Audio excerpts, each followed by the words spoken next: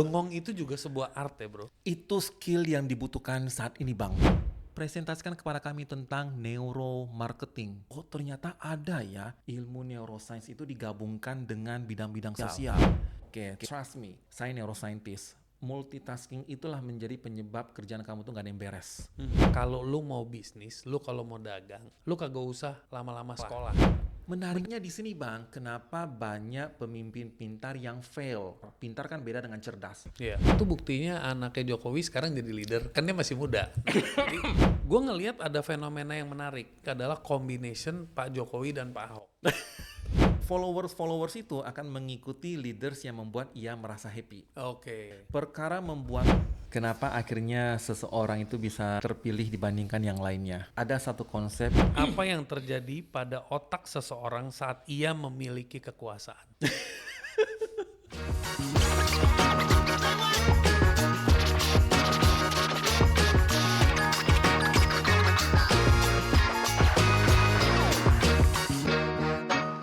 Kenapa kepemimpinan banyak yang gagal? Hari ini kita mau bedah dengan one of the big thinkers yang hadir hari ini dari sisi neuroscience, dari sisi power, attention, dan juga decision making di dalam dunia nyata. Welcome Dr. Rizky Edmi Edison. Lu tuh dokter iya, neuroscience iya, akademisi iya, edukator neuroscience terapan iya, konsultan leadership juga, decision science iya. Lu makan apa sih bro? Ya, saya makan nasi sedikit. Oh ya itu betul. Makan nasi sedikit, itu yang sehat. Yang lainnya buah-buahan, Oke, protein. oke. Hanya itu saja. Very good. Dan lebih banyak bengong. Asik. Bengong itu juga sebuah art ya bro. Itu skill yang dibutuhkan saat ini Bang. Di era digital yang begitu masif, salah satu keuntungan yang perlu kita jaga adalah bisa bengong. Tidak ngapa-ngapain. Karena melatih imajinasi. Melatih- Atau ngelatih pos. Melatih imajinasi, lebih dari itu adalah untuk merawat otak kita. Di era sekarang, yang kita perlukan salah satunya untuk merawat otak manusia adalah nikmati yang namanya bengong kebosanan itu. Wow, Ya, I like that. Boredom is the new betul, Fun. betul.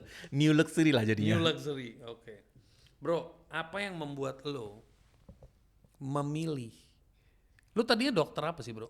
Saya itu dokter umum, tahun 2010 menjadi dokter. Tapi jujur aja, saya tidak melakukan tindakan klinis praktik lah di Indonesia. Tidak ada, saya fokusnya tuh di bidang akademik. Terutama setelah menyelesaikan pendidikan doktoral bedah saraf di Jepang, pulang ke Indonesia, udah sama sekali tidak melakukan tindakan-tindakan klinis. Membantu tindakan operasi itu ya hanya di Jepang saja, di Indonesia tidak ada. Oke, dan dari situ kenapa lu masuk ke neuroscience? Nah ini menarik ini nih. Iya. Banyak orang bertanya gitu loh, PhD-nya bedah saraf dan diberi kesempatan melakukan kegiatan residensi selama di Jepang, lah kenapa kok tiba-tiba memutuskan untuk meninggalkan itu seutuhnya? Itu ceritanya itu dimulai jauh sebelum saya itu memulai perkuliahan di FK Unan, Bang Sunil. Saya itu mulai kuliah di Fakultas Kedokteran Universitas Andalas tahun 2010. Tapi sejak zaman SMA, kesukaan saya itu sesungguhnya adalah di bidang sosial, Oke. hubungan internasional. Anak-anak SMA tahun 2000 sampai 2003 itu zaman-zamannya Ada Apa Dengan Cinta lagi heboh-hebohnya itu tuh. Wis. Dan katanya sosok yang menjadi idaman banyak wanita, Rangga, katanya masuk HI. Kok kayaknya keren ya menurut saya gitu loh. Mati-matilah saya belajar Bang. Anak IPA gitu loh. Anak IPA belajar IPS plus belajar IPA juga. Ikut tryout segala macam. Kalau lihat dari tryout sih lolos itu tuh HI Universitas Indonesia. UMPTN pun saya ikut. Tahun 2003 itu kalau kita UMPTN Bang Sunil, paginya kita ujian, sore harinya itu di radio-radio tuh sudah disebutkan tuh jawabannya apa kira-kira. Hari pertama, hari kedua saya hitung skor saya. Lolos Bang, passing grade. Wah, happy. Gua bakal jadi mahasiswa HI nah. Ternyata gagal Bang, saya malah keterima itu di kedokteran. Ya apa boleh buatlah, terima takdir. Walaupun saya tidak suka kedokteran, belajar saja.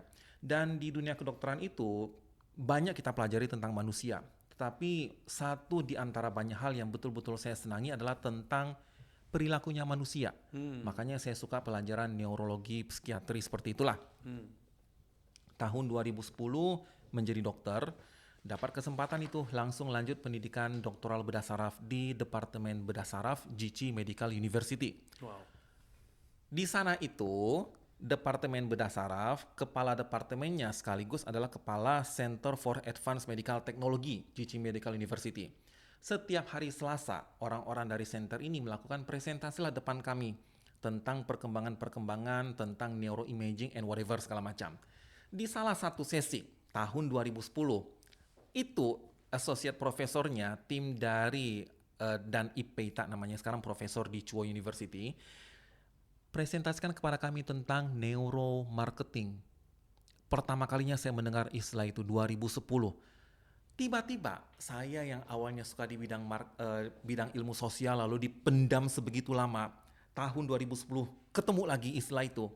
Ibaratnya ikan ketemu air lah. Wow. Happy saya. Kuliah di Departemen Bedah Saraf, tapi saya hampir setiap hari datang pergi ke perpustakaan pelajari tentang applied neuroscience. Oh, ternyata ada ya ilmu neuroscience itu digabungkan dengan bidang-bidang sosial. Yeah.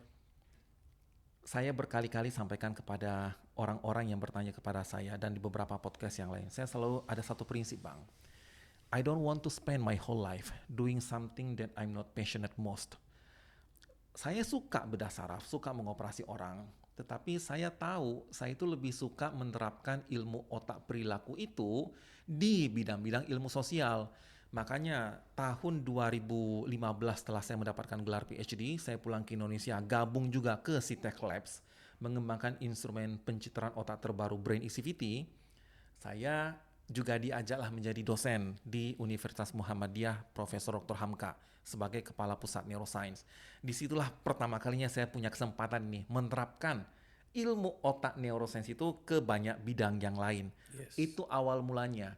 Neuroscience digabungkan dengan ya klinikal ada. Kayak dapat mainan baru ya. Mainan baru yang dari Ini dulu-dulu gua playground pingin nih. gitu loh. Ya, Iya bener. Okay. Neuroscience gabung dengan marketing, neuroscience gabung dengan leadership, ya macam-macam ceritanya lah. Akhirnya sampai sekarang saya berpindah ke Universitas Prima Indonesia di Kota Medan dan juga bertugas di University Brunei Darussalam. Itulah kira-kiranya, Bang. Wow, yang membuat saya amazing. akhirnya berpindah karena menemukan ini loh yang sebetulnya gua mau. Wow. Lu dulunya tuh karakter lu tuh orang yang baik-baik aja, nurut-nurut aja, lurus-lurus aja, atau lu tipe yang rebel dulu zaman-zaman lu di SMA gitu? Karena lu sempat jadi UDA kan, UDA Padang gitu. Oh iya. Itu penggemarnya pasti banyak tuh. Enggak sih. Sampai sekarang saya orangnya lurus-lurus aja kok. Bang, jangan bocorin aib saya dong di sini. Bukan, sebenarnya tipe yang gua mau bahas di sini sebenarnya bukan soal orang lurus itu baik, orang explore itu jelek, bukan. Ya. Tapi ada orang yang memang dari kecil dia entah itu dari bawaan DNA-nya, Ya. entah itu bawaan dari lingkungannya, Ya. dia terbawa untuk menjadi orang yang obedient. Obedient itu apa ya? Nurut, disiplin. Ada lagi yang kayaknya caur banget gitu, dibilangin kagak mau. Oh iya. Dia pokoknya punya jiwa eksploratif. Tapi kadang-kadang yang terjadi itu the opposite. Betul. Di zaman akademisi mungkin ini orang yang diacungin jempol. Ini orang rajin belajar ini misalnya gitu. Tapi in real life orang itu bisa fail. Ya. Justru orang yang exploring justru yang bisa punya potential to survive. Ya. Nah, kenapa gue nanya ini? Karena transformasi yang terjadi di diri gue adalah gue seorang explorer. Tapi bukan seorang pembelajar. Tapi ada satu titik di mana membuat gue jadi suka belajar. Ya. Nah, berarti kan semua orang explorer punya potensi menjadi orang yang lebih, begitu dia dapat gist-nya, dia langsung masuk ke dalam angle of growth mindset kan. Ya. Nah, kalau yang ini kan udah inbuilt growth mindset nih. Bawaannya belajar, lurus, follow the discipline, timely. Ya. Almarhum adik gue dulu sama gue opposite, bro. Adik gue itu dulu masuk sekolah, pulang, he does his homework, he sleeps, he wakes up, he studies. Zaman dulu tuh dunia dalam berita ya, zaman gue masih itu. Jadi pokoknya jam-jam segitu dia udah punya kartun time-nya dia, apa time-nya dia, jam 8, jam 9 selesai dunia dalam berita, dia langsung tidur. Oh ya? Kayaknya so organized. Kalau gue yang so unorganized. Ya, ya, ya. Tapi ya itu, jadi perbedaannya sangat kontras kan. Ya. Why is that happening? Ada satu hal yang menarik di sini Bang. Ketika seseorang itu belajar, definisi pembelajar itu apa? Ada satu stigma yang saya juga menyadari belakangan ini. Pertama, ketika orang beranggapan bahwa yang namanya belajar itu hanya tentang formalitas. Kenyataannya tidak seperti itu. Yang menjadi masalahnya adalah tipe-tipe explorer tanda kutip yang tadi Bang Sunil sebut, kelemahannya satu, kalau ia itu tidak punya mentor. Yes. Jauh lebih bagus kita mempelajari sesuatu ada mentor dibandingkan otodidak, lepas segala macam. Penentunya ada di satu hal Bang, baik pembelajar murni dengan para explorer itu adalah mereka itu belajar dari pengalamannya. Itu akan menjadi pembeda antara orang yang wise, orang yang punya pengalaman, dengan orang yang hanya berkali-kali melakukan pengulangan talk. Pembedanya adalah pada ia mau melakukan refleksi diri terhadap pengalaman-pengalaman jadi masa lalu. Oke lah gagal seorang explorer. Lalu berikutnya bagaimana? Berikutnya menjadi lebih baik karena ia mau belajar dari kesalahannya yang lama. Betul. Ada orang-orang yang explore gagal, mencoba lagi gagal, mencoba lagi gagal. Pembedanya adalah mencoba gagal melulu yang tidak pernah mau belajar kenapa ia bisa gagal. Nah, itulah yang menjadi penentu. Lalu ada satu lagi yang menarik nih Bang. Kalau ketika ada orang berkata, kenapa orang-orang yang di media sosial banyak pembahasan seperti ini. Walau faktanya adalah mereka yang pembelajar pun banyak yang sukses, tapi banyak orang yang bertanya kenapa sih pembelajar hebat di masa sekolah, di masa dewasa kok kurang sukses. Yang saya khawatirkan dari sudut pandang perilaku, kemungkinannya ada satu di antara berbagai macam hal lain adalah ia terlalu banyak memikirkan kemungkinan. Overthinking. Overthinking, nanti kalau ini bagaimana, kata orang bagaimana, kalau ini bagaimana. Makanya ada sebuah istilah orang-orang yang explorer memiliki sebuah sifat yang dinamakan sebagai direct executive network. Nah, lakukan saja. Walaupun tidak sempurna, lakukan, lalu kita coba belajar. Sementara mereka yang punya pembelajar, ada kecenderungan sifat mempersiapkan segala sesuatunya seperfect mungkin, yang ujung-ujungnya suka tidak jadi. Itulah yang menjadi pembeda. Ada tipe explorer yang lakukan saja walaupun tidak perfect, nanti kita lakukan perbaikan. Ada orang yang mempersiapkan segala macam sesempurna mungkin, ujungnya tidak jadi apapun. Berdasarkan pemahaman karakter manusia, ini adalah salah satu kemungkinan terbesar yang menjadi penyebabnya. Begitu Bang Sini. Berarti dari omongan lo kalau boleh gue simpul gitu ya, orang yang keseringan gagal, dia tidak mau memberikan jeda Ya, untuk menyadari atau mempelajari atau memiliki refleksi diri betul. bahwa dia sedang mengulang polanya berulang kali. Betul, itu tanda-tanda yang sayangnya orang yang tidak mencoba refleksi. Bertenang dulu melihat apa sih yang menyebabkan saya gagal. Dan itu ada researchnya kalau secara neuroscience ya kan? Ada. Oke. Dan itu membutuhkan sebuah menurunkan ego. Dan itu tidak mudah. Butuh mentor untuk itu. Butuh mentor ya? Iya. Karena kita perlu someone yang udah melewati, Betul. punya figur otoritatif lebih tepatnya. Dan itu yang membuat kita mau nurut lah ya, mau mendengarkan. Apa yang sering sekali sekarang itu narasi yang berkembang di mana-mana. Udahlah kalau lu mau bisnis, lu kalau mau dagang, Ya. lu kagak usah lama-lama sekolah. Nah ini nih kita bahas biar audience Big Thinkers terpaparkan dengan jelas nih. Betul. Kalau lu mau dagang, lu nggak usah sekolah karena ilmu dagang nggak diajarin di sekolah. Ya. Tapi kalau lu mau pursue tentang sebuah keilmuan yang spesialis, dokter, engineer, arsitek, lu harus sekolah. Ya. Di mana kebenarannya, di mana yang perlu diperbaiki. Ada satu hal yang menarik nih Bang, ini memang pertanyaan-pertanyaan yang sering sekali muncul dan cukup banyak orang yang bertanya kepada saya. Apa sih jadinya gunanya pendidikan itu kalau ternyata tidak ada efek langsung terhadap kegiatan-kegiatan yang kita lakukan dalam real life? Pertama sekali kita perlu memperhatikan tujuan pendidikan itu yang paling utama adalah pembentukan manusianya, karakter, attitude, perilaku, segala macam. Dan terutama yang paling penting adalah bagaimana berpikir itu. Itu yang seharusnya diajarkan di sekolah, di mana para mahasiswa itu juga mendapatkan security, boleh berpikir secara bebas. Yang sayangnya di era sekarang itu mulai makin tergerus, di mana mahasiswa itu yang penting bisa menjawab benar. Nah, ya. Makanya yang muncul adalah kemampuan menghafal. Sementara yang kita butuhkan adalah critical thinking, analytical thinking. Agar ia bisa ahli seperti itu, mahasiswa punya keberanian untuk menjawab, sistem di pendidikan memberikan jaminan. Tidak ada masalah dalam berbuat kesalahan berpikir. Toh disinilah kami akan mengajarkan cara berpikir itu. Itu yang menurut hemat saya, pengalaman saya sebagai dosen, kurang tampaklah di real life-nya dunia pendidikan itu.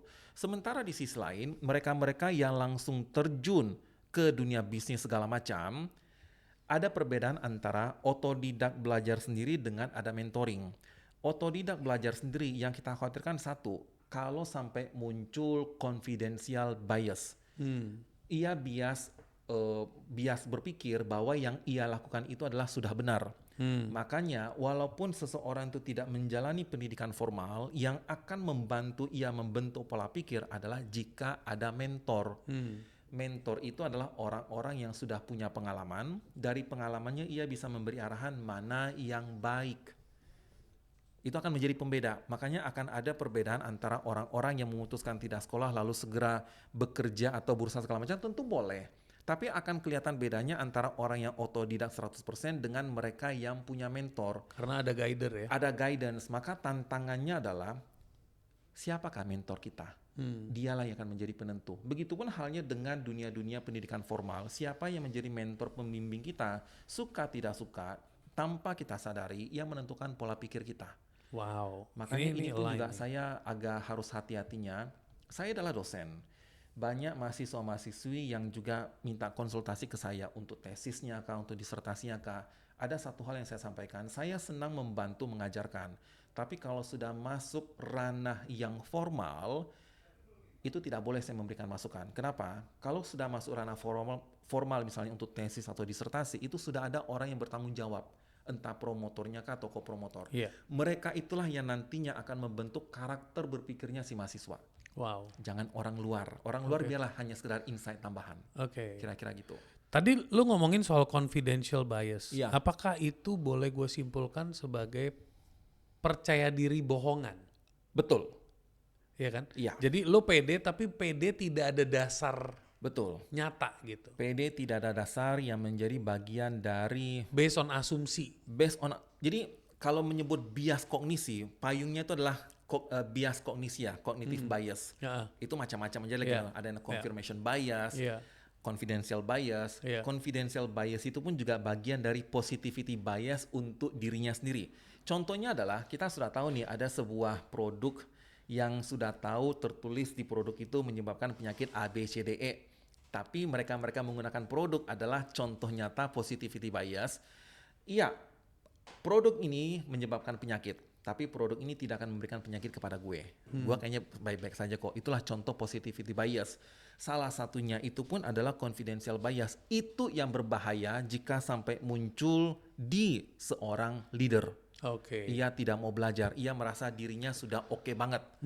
Itulah salah satu hal yang nantinya di ujung di bidang leadership yang kebetulan saya kembangkan di Indonesia dan Brunei, salah satu sifat yang harus sangat hati-hati, jangan sampai dimiliki. Confidential bias butuh hanya untuk satu hal, yuk kita eksekusi. Tapi akan berbahaya ketika ia tidak lagi mau mendengar nasihat orang lain, merasa dirinya lah paling benar. Berarti dia tidak melihat data, tidak melihat statistik, tidak memiliki ingredient atau bahan-bahan untuk mengambil keputusan yang lebih tepat. Betul. Tidak, kalaupun melihat data, ia bisa bersifat cherry picking sajalah. Cherry picking, yang Hanya- cocok aja, yang enak buat Yoi, gue. itu Oke. yang bahaya sekali bang. Yang gue suka ibaratnya gitu ya. Iya, yang kata orang asal bapak senang lah. Iya. Kenapa banyak pemimpin pintar justru gagal saat tekanannya paling tinggi, bro? Bang, ada satu hal yang menarik ini. Ketika orang berbicara tentang kepemimpinan leadership, kita harus melihat secara komprehensif bang. Sebetulnya leadership itu apa sih? Definisinya banyak leadership, tapi ada satu benang merah. Leadership itu sesungguhnya adalah seni, art. Tentang apa? Ada beda antara leader dengan manager. leadership dengan manajerial itu berbeda. Leader itu tentang manusia, art, strategi untuk menggerakkan manusia untuk mencapai tujuan. Itulah leadership. Kalau manajemen itu fokus pada tasking, project. Kalau leadership itu fokusnya pada orang. Ketika berbicara tentang art menghadapi orang, setidaknya ada 2 skill yang perlu dimiliki oleh seorang leader. Skill komunikasi. Karena komunikasi itulah tools utama yang dimiliki oleh seorang leader untuk menggerakkan manusia. Leadership selalu tentang people, orang. Menggerakkan manusia, tools paling utama yang ia miliki adalah komunikasi. Lalu yang kedua adalah decision making. Itu bedanya antara seorang leader dengan manager. Leader itu adalah make the right things. Manager make the things right. Oke. Itu 2 hal berbeda. Wow, ini bagus nih. Brainstorming Leaders make the silakan. right things, berarti more into process. Itu manager, make the things right. Make the Tapi things right. keputusan leader make the Decision, right things. Yes. Menariknya di sini Bang, kenapa banyak pemimpin pintar yang fail? Ketika kita menyebut kata pintar, pintar kan beda dengan cerdas. Iya. Tetapi menariknya ketika kita bicara tentang decision making, otak manusia banyak bagian-bagiannya. Tetapi ketika berbicara tentang decision making, secara sederhana ada 2 wilayah yang sangat berperan. Otak depannya untuk berpikir secara rasional, limbik sistemnya yang mengatur emosional. Betul. 2 hal ini sebetulnya yang sangat menentukan dalam decision making. Prefrontal cortex ya. Prefrontal cortex untuk berpikir logis. Masalahnya Bang, ketika manusia itu berpikir ia membuat keputusan secara logis, 90% lebih itu ditentukan oleh faktor emosional sebenarnya. Ketika saya tadi Bang Sunil berkata kenapa orang pintar banyak yang fail dalam kepemimpinan, itu kan berbicara tentang menghadapi manusia satu hal. Lalu yang kedua, menghadapi tekanan. Otak depan dengan sistem limbik ini sayangnya Bang Sunil, ia tidak bisa berjalan berbarengan. Ia berjalan tuh selalu berlawanan arah. Yeah. Maka ketika kita sedang sangat emosional, entah itu sangat sedih, sangat marah, sangat bergembira, di saat itulah logika kita tidak bisa kita andalkan betul karena sudah dikuasai oleh emosional. Ya, dia udah extremely tegang lah. Betul. Maka skill yang betul-betul perlu dimiliki oleh leader berikutnya agar mampu berkomunikasi dengan baik, mengambil keputusan dengan baik adalah controlling emotionnya. Banyak orang pintar yang akhirnya fail in leadership, permasalahannya adalah pada controlling emotionnya itu. Ia tidak tenang menghadapi orang. Bagaimana caranya ia bisa berkomunikasi untuk menggerakkan orang? Sementara bahasa nonverbalnya, walaupun verbalnya oke, tapi kita perlu paham, untuk menggerakkan manusia itu bukan tentang verbal talk. Paling utama itu pada bahasa nonverbal kita. Ekspresi wajah, gestur tubuh, intonasi suara, itu skill yang sayangnya sering diremehkan orang dalam menggerakkan manusia. Lalu ketika orang berkata harus logis, itu betul. Tapi logis ini ditentukan oleh faktor emosional.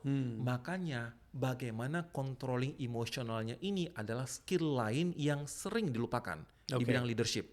Makanya ketika menyebut failing, dari banyak kemungkinan yang paling masuk di akal adalah mulai dari controlling emotionnya dia sendiri. Ketika menghadapi tekanan, semuanya akan menghadapi tekanan. Itulah tugasnya leader.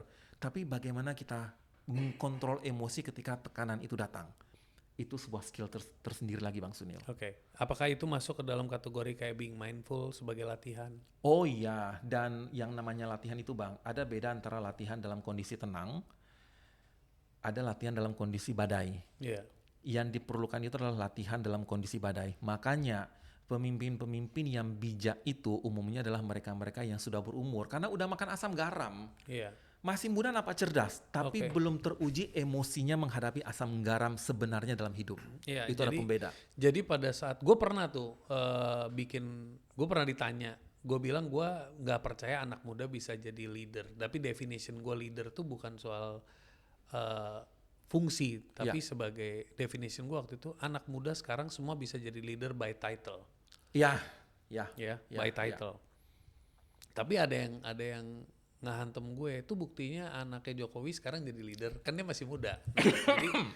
Nah, Nah ini lu nggak usah batuk, santai aja. Ini kan kita bahas dari neuroscience perspektif. Oh ya baik, saya kan? berdiri dari dari sudut sains Neuroscience saja bang ya. perspektif ya, Ya baik. perspektif gitu ya.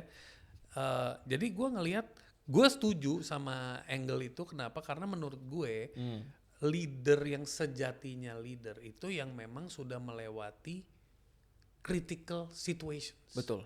chaotic situation, situasi-situasi yang chaos, Ya. situation yang mungkin dia harus bisa menggerakkan orang-orang yang tepat, mengambil keputusan-keputusan yang tepat, dan dia bisa mengedepankan kepentingan khalayak lain dibanding dirinya. Betul. Jadi udah bukan main di level transactional lagi. Harusnya demikian. Leadership itu kan selalu tentang taking people you are in charge to. Hanya itu aja ngomong sebetulnya. Betul. Nah, gue ngelihat ada fenomena yang menarik. Gue lihat fenomena yang menarik adalah combination Pak Jokowi dan Pak Ahok. Ya kan? Bang Sunil nih mepet-mepet ngomongnya, gak apa-apa deh. Saya tetap berdiri dari sisi sains ya Bang ya. Dari sains kita belajar Iya, gitu. oke. Kita belajar karena menurut gue begini. Gua hari ini ngobrol sama lu benar-benar sebagai orang yang mau belajar. Terima kasih banyak Bang. Saya juga pengen belajar dari Bang Sunil. Jadi dari sisi neuroscience, gue pribadi ngelihat Pak Jokowi itu punya kemampuan untuk membuat orang feel good. Ya. Pak Ahok, dia nggak peduli tentang you feel good or not. Ya. Yang gue lihat ini ya, menurut keyakinan gue, Ya. gitu. Gue lihat dia punya kemampuan to get things done, Ya, betul. gitu kan. Nah, kalau di level kepemimpinan, yang penting itu adalah art of making people feel good Ya. atau art of getting things done. Pertama Bang, kenapa akhirnya seseorang itu bisa terpilih dibandingkan yang lainnya? Ada satu konsep di dalam sifat manusia yang dinamakan sebagai mirror neuron. Neuron, oke. Di mana ada kecenderungan manusia itu tendensi untuk menyukai orang-orang yang tampaknya sekufu dengan dia. Oh, Makanya dalam sefrekuensi lah kata setipe, orang. ya kan kayak gitu-gitu ya. Makanya suka sering terjadi toh kita suka sama seseorang yang tampaknya kok mirip sih dengan gue. Iya. Dan kita cenderung memilih seseorang itu menjadi pemimpin kita kalau ia itu nampak mirip dengan kita. Dan karena tadi Bang Sunil pun juga menyebut tentang Pak Jokowi, saya akan berdiri dari sisi saintifik saja dulu. Suka tidak suka, ada perbedaan antara real life dengan dunia maya. Oke lah, dunia maya banyak orang segala macam mengkritik, tapi faktanya dunia nyata, kebanyakan warga-warga Indonesia itu ya penampilannya punten banget seperti Pak Jokowi, ngedeso apa adanya. Yeah. Di situ muncul mirror neuron kenyamanan. Oke. Maka tidak heran kalau ia dipilih oleh banyak orang. Dari sisi Popularitinya, saintifiknya itu benar. Yeah. Nah sekarang mengenai masalah tugas, leadership itu adalah make the things right. Menggerakkan manusia. Menggerakkan manusia mudahnya adalah kalau ia itu bisa merasa happy. Oke. Followers itu akan mengikuti leaders yang membuat ia merasa happy. Oke. Itu sebuah skill yang tidak boleh kita remehkan. Oke. Perkara membuat things right, itu things done, itulah berbicara tentang project. Oke. Itulah yang diselesaikan oleh seorang manajer. Oke. Leader silakan ambil keputusan, gua yang akan menyelesaikan projectnya itu. I will make sure it is done gitu ya. Itu makanya combo yang hebat. Ya. Mereka sempat jadi combo yang pas. Itulah, saya pun sedih sih kenapa mereka akhirnya terpisah sih. Ya. Tapi kita bahas kembali lagi ke neuroscience ya kan? Iya. Oke. Dalam kondisi krisis bro, apa kesalahan kognitif yang umum dilakukan leader bro? Dalam kondisi krisis, yang paling sering terjadi itu adalah ketika ia tidak bisa mengendalikan emosi, tidak bisa bersikap tenang. Itu tidak mudah Bang, bersikap tenang dalam kondisi krisis. Kalau kita perhatikan ya Bang ya, kita coba ingat-ingat teman-teman kita yang coba curhat kepada kita. Dan entah kenapa kalau kawan-kawan lain itu curhat ke kita, mudah bagi kita untuk memberikan masukan. Harusnya kamu begini, harusnya kamu begitu, harusnya kamu begini. Tetapi ketika kita yang menghadapi masalah, entah kenapa ide itu hilang semua. Kenapa itu bisa terjadi? Inilah yang dinamakan sebagai Sulaiman Effect, Solomon Effect lah orang menyebut. Ketika kita berdiri menghadapi masalah, tanpa disadari emosional kita terpengaruh, yang membuat kita logiknya tidak bisa berjalan dengan maksimal. Beda halnya ketika ada orang lain yang membicarakan masalahnya, kita adalah orang luar yang tidak mengalami masalah apapun. Makanya logik kita itu oke. Pimpinan itu, seorang pemimpin, setiap hari menghadapi masalah-masalah. Setiap hari ia mengalami kondisi tertekan batinnya. Bagaimana caranya agar kita bisa mengontrol emosi? Salah satunya adalah melalui pengalaman. Kalau orang yang sudah terbiasa menghadapi situasi-situasi chaos, ia sudah berkali-kali belajar bagaimana mengontrol emosi. Oh, kalau ada masalah, bertenang dulu. Ambil waktu dulu. Jangan segera merespon. Bernafas dengan tenang. Baru kita bisa memberikan pendapat. Atau seorang pemimpin itu harus punyalah yang namanya pengawas-pengawas atau dewan pembina atau whatever lah namanya. Yeah. Inilah peran-peran memberikan masukan The wise secara people, logis, ya. the wise people. Yeah. Karena orang ini punya pengalaman dan ia tidak berada di emotional state yang sama dengan pemimpin, logiknya lebih berjalan. Yeah. Dua hal itu diperlukan. Okay. Entah ia punya tandeman yang wise atau ia mampu mengontrol emosi karena punya pengalaman. Oke. Udahlah tidak punya pengalaman, orang-orang yang berada di sampingnya kalau sifatnya adalah asal bapak senang, ya kacau juga. Oke. Kira-kira begitu. Ya, itulah krisis yang dihadapi banyak negara-negara yang belum sepenuhnya paham ya. Betul. Oke, ngomongin tentang leadership dan ngomongin leadership itu kan banyak orang konotasinya itu larinya itu ekstrim ya. Ya. Leadership itu adalah kepemimpinan di perusahaan, Betul. kepemimpinan di sebuah perhimpunan, Ya. kepemimpinan di sebuah strata tertinggi negara Ya. atau pejabat. Tapi pertanyaan gue sekarang, di era sekarang, orang yang ngoceh-ngoceh di Instagram itu, gitu, atau social media itu apakah juga dimasukin para influencer, kita ngomongnya positively, itu apa juga masuk ke ranah leaders? Ya. Kan ada key opinion leaders, KOL, Betul. right? Tidak salah. Nah, itu term itu kan muncul nih, Betul. key opinion leaders. Iya. Berarti your opinion, Yap. KOL, gue Indonesia kan karena banyak yang suka negor gue, jangan bahasa Inggris gitu. KOL, key opinion leader, itu artinya lo adalah seorang pemimpin yang memiliki kapasitas menginfluence Ya. pendapat lo atau pertanyaan lo yang bisa men-trigger pola pikir orang Betul. dalam mengambil sebuah keputusan. Ya. Itu adalah responsibility, tanggung jawab. Tanggung jawab yang sebetulnya kesalahan itu muncul oleh penontonnya. Begini Bang, ketika kita berbicara tentang leadership, itu sesungguhnya juga berbicara tentang diri kita sendiri, bukan tentang orang lain juga. Sekarang, karena tadi Bang Sunil menyebut tentang key opinion leader di media sosial dan ia bisa menggerakkan orang-orang, terutama para penonton kontennya. Pertanyaannya, kenapa para penonton ini bisa terpengaruh atau setidaknya mempercayai ucapan key opinion leader ini bahwa ucapannya adalah benar? Tidak lain tidak bukan, karena bagi penonton pun juga terjadi bias kognisi. Apa contohnya? Seseorang itu mempercayai sebuah kebenaran, beberapa diantaranya karena adalah ia berkali-kali mendengarkan informasi itu. Diulang. Diulang. Ada quote. Betul. If you repeat a lie 1,000 times, Benar. it becomes a truth. Benar. Pertama kali mendengar kok rasanya tidak sulit dipercaya. Oh, dia pernah mendengar lagi di saat yang lain. Ia pun pernah mendengar lagi di saat yang lain dari orang-orang berbeda. Tanpa ia sadari, ia menganggap itu adalah sebuah kebenaran. Makanya saya selalu sampaikan, viralitas itu bukanlah indikator kebenaran. Apalagi di era media sosial ada algoritma segala macam terjadi, salah atau benar pun itu bisa menjadi viral. Karena itu semua bisa di-orchestrate. Betul, semua bisa diorkestrasi. Orang-orang yang awam, ia menganggap itu langsung sebagai sebuah kebenaran. Makanya tidak salah key opinion leader itu bisa menginfluence karena viralitas. Viralitas dianggap sebagai sebuah kebenaran. Lalu yang kedua, kita sebagai manusia pun memiliki yang namanya appeal to authority atau hal lain lah. Mempercayai sesuatu karena ia adalah orang terkenal. Karena ia punya jabatan tertentu. Manusia itu Bang memiliki sebuah sifat, otak kita itu sebetulnya kikir dalam tanda kutip. Kikir mengalokasikan energi untuk mengolah Pelit informasi. Pelit, betul.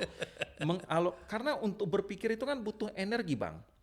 Sifat manusia itu sesungguhnya adalah pemalas juga. Ia tidak mau mengeluarkan energi untuk berpikir secara kritis. Daripada gua mengoreksi sendiri satu persatu, udah gua percayain aja deh ucapannya dia. Itu sebetulnya menjadi salah satu hal yang perlu kita kritisi di era sekarang. Makanya apapun informasi yang didapat, termasuk saya yang berbicara, harapannya adalah pendengar-pendengar Big Thinkers pun memiliki sifat kritis, mencoba mengkonfirmasi atau mengkonfrontasi. Ya, Sifat itu yang kita perlukan di era betul, sekarang. betul. Makanya yang namanya, tadi Bang Sunil bertanya apakah key opinion leader itu influencer adalah seorang leader juga. Betul dari secara definisi. Ya, Karena berarti performance-nya mereka, berarti mau itu selebgram, mau itu influencer.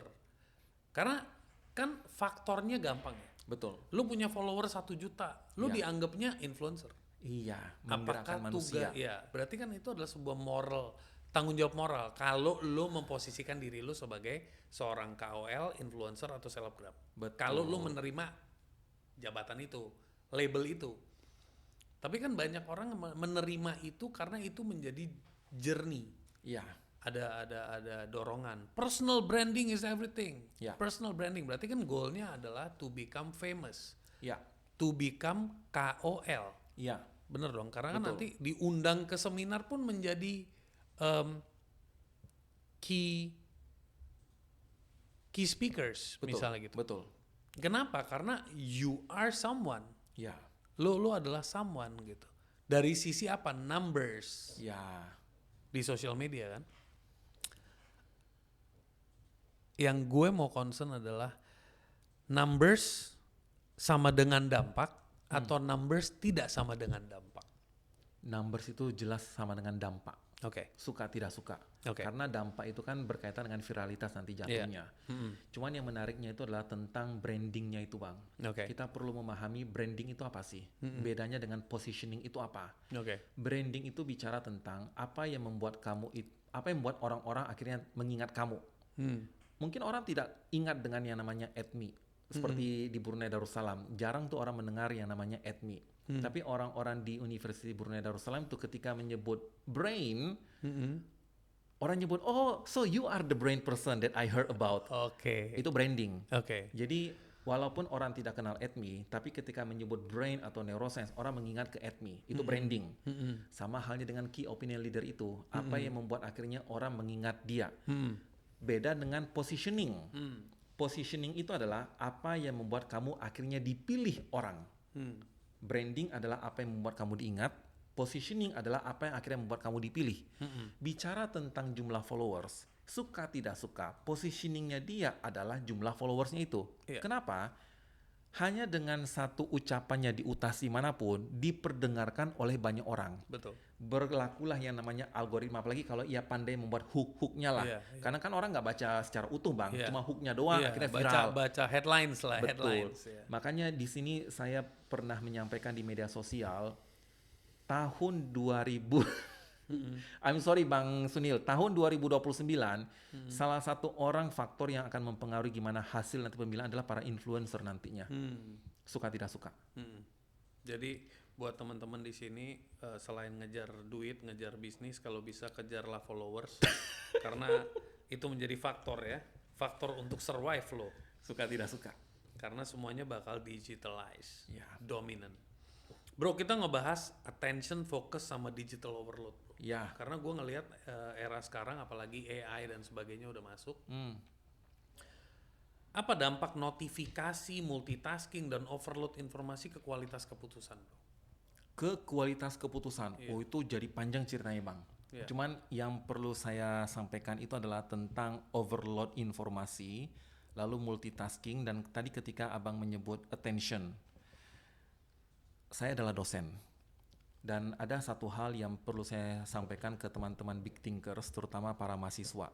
Jika ditanya, apa sebetulnya skills yang paling perlu mereka miliki saat ini ketika memulai perkuliahan, saya akan sampaikan bukan tentang kamu cerdas, bukan tentang kamu pintar, kamu akan belajar. Tapi yang paling diperlukan sekarang ini adalah kemampuan kamu menahan atensi, memiliki kemampuan fokus pada sesuatu dalam jangka waktu yang panjang. Kenapa? Ilmu-ilmu yang akan kita pelajari di perguruan tinggi bukanlah ilmu yang akan didapatkan dalam waktu 6 detik. Ilmu yang baru didapatkan setidaknya kalau kamu mengikuti perkuliahan 50 menit dalam satu kelas pembelajaran. Holistic knowledge. Betul. Dan suka tidak suka, era digital sekarang menyebabkan kemampuan atensi durasinya itu semakin lama semakin sedikit. Sementara kemampuan atensi itulah yang kamu perlukan untuk survive, termasuk dalam hal bidang komunikasi. Banyak orang berkata begini Bang, komunikasi adalah tentang cara berbicara. Itu betul, tapi komunikasi itu sesungguhnya lebih besar tentang kemampuan mendengar. Gimana caranya kamu mendengar, berempati kalau atensi kamu sedikit. Makanya banyak sekarang ini ketika lawan berbicara tiba-tiba main handphone. Ya karena nggak bisa konsentrasi. Itu adalah sebuah skill yang dibutuhkan. Lalu ketika orang-orang berkata bahwa multitasking itu oke, trust me, saya neuroscientist, multitasking itulah menjadi penyebab kerjaan kamu tuh nggak ada yang beres. Orang-orang berpikir tentang multitasking adalah mengerjakan sesuatu hal banyak di waktu bersamaan. Nggak ada itu Bang. Yang ada adalah multitasking itu yang sebenarnya terjadi adalah rapid switch tasking. Rapid switch tasking. Bukan multitasking. Kita tidak ada mengerjakan sesuatu hal itu di waktu bersamaan itu tidak ada. Kita mengerjakan, 10 detik kerjakan ini. Lalu pindah 10 detik kerjakan yang ini. Pindah lagi 10 detik kerjakan yang ini. Nggak ada yang namanya mengerjakan banyak hal di waktu bersamaan itu tidak ada. Tidak ada. Switching itu secara rapid. Dan tolong pahami, ketika teman-teman big thinkers coba berpindah tasking, butuh energi kognisi kita. Sudah drain energinya. Akibatnya kemampuan kita pun menyelesaikan tugas yang lain pun semakin turun. Maka yang perlu dilakukan itu bukan multitasking yang sesungguhnya adalah rapid switch tasking. Yang diperlukan oleh teman-teman adalah kemampuan melakukan time boxing single task lah istilahnya. Time boxing single task ya.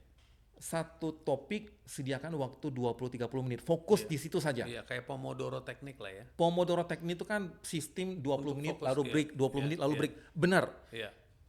Dalam waktu 20 menit itu fokus hanya pada satu hal talk. Jangan terpencar-pencar. Bagaimana caranya agar bisa fokus? Saran saya, pertama matikan notifikasi. Handphone itu singkirkan dulu. Taruh kalau bisa 3 meter atau 30 meter Betul, lah ya. lupakan dulu. Fokus saja. Dan tanpa disadari sesungguhnya satu tasking itu akan selesai kok dalam waktu 20 menit. Nah sekarang dalam hal kaitannya dengan decision making. Terlalu banyak informasi yang kita dapatkan, overload otak kita, kemampuan kita mengambil keputusan itu ibaratnya seperti inilah, paradox of choice jadinya. Paradox of choice. Terlalu banyak informasi-informasi yang kita pertimbangkan, akhirnya nggak tahu apa yang terbaik. Kayak mau beli paket data, kebanyakan paket. Makanya menu-menu restoran itu pun juga yang laku adalah yang cuma satu menu. Dan orang tahu. Yang banyak dipesen juga yang ada tanda tuh. Betul. Preferred choice gitu ya. Betul. Jadi mengenai masalah decision making, pertama adalah simplifikasikan apa pilihan-pilihannya. Jangan langsung ada banyak. Itu kasihan otak kita. Itu kira-kira Bang Sunil. Menarik. Gue tadi ada one question yang bagus. Apa yang terjadi? Apa yang terjadi pada otak seseorang saat ia memiliki kekuasaan, bro? Dia ketawa lagi. Larinya jangan kemana-mana dong. Ini kan semua bisa. Influencer punya kekuasaan tuh influence. Iya. Direktur perusahaan punya kekuasaan. Mengambil keputusan-keputusan. Lu jangan larinya kemana gitu, tenang aja. Ya tetap berada di sini juga sih Bang Sunil, tetap di Big Thinkers juga. Apa yang terjadi pada otak seseorang jika ia itu punya kekuasaan? Saya hanya menyarankan satu hal, jangan kekuasaan mutlak, bahaya. Definisi kekuasaan mutlak. Kekuasaan mutlak segala hal ditentukan oleh satu orang. Itu jangan sampai terjadi. Yang namanya kekuasaan itu harus terfokus untuk bidang-bidang apa. Karena kalau semuanya itu menjadi mutlak, sifat manusia itu, khawatirnya saya Bang, ia tidak lagi merasakan yang namanya loss avoidance. Gini Bang, salah satu penyebab kenapa akhirnya manusia itu tidak mau berbuat salah, karena ia tahu apa konsekuensi yang terjadi kalau ia berbuat salah. Dan ia tidak mau mengambil konsekuensi itu. Itulah dinamakan sebagai loss avoidance. Kalau ia punya kekuasaan mutlak, yang namanya loss avoidance itu menjadi tidak ada lagi. Ia tahu kalau gua berbuat salah pun juga gua nggak akan kena hukuman apapun kok. Subjektivitas seperti itulah yang betul-betul kita khawatirkan jika seseorang memiliki kekuasaan yang mutlak. Makanya Dia kebal hukum lah ibaratnya. kebal hukum.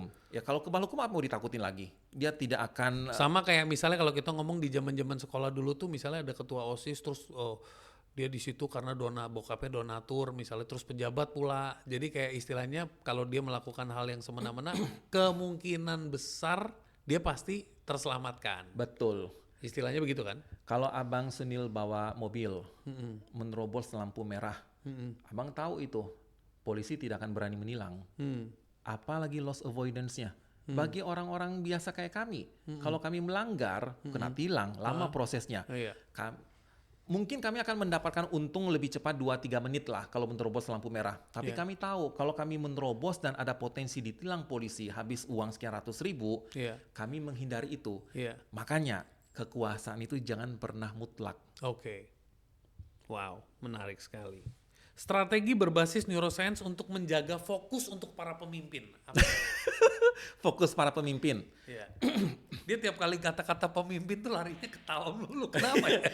Itulah Bang, sekarang ini kalau kita membaca media sosial ya bicara masalah pemimpin itu pasti merujuk kepada sosok tertentu itu saja. Walaupun yang kita bicarakan adalah hal yang general gitu toh, sifat kepemimpinan. Makanya tadi gue udah clarify dulu kan pemimpin tuh bisa di mana aja. Betul. Di rumah aja lu jadi imam ya, jadi leader ya. Betul. Ke diri Di kita rumah sendiri juga iya, malah. betul. Nah, itu kan juga sama.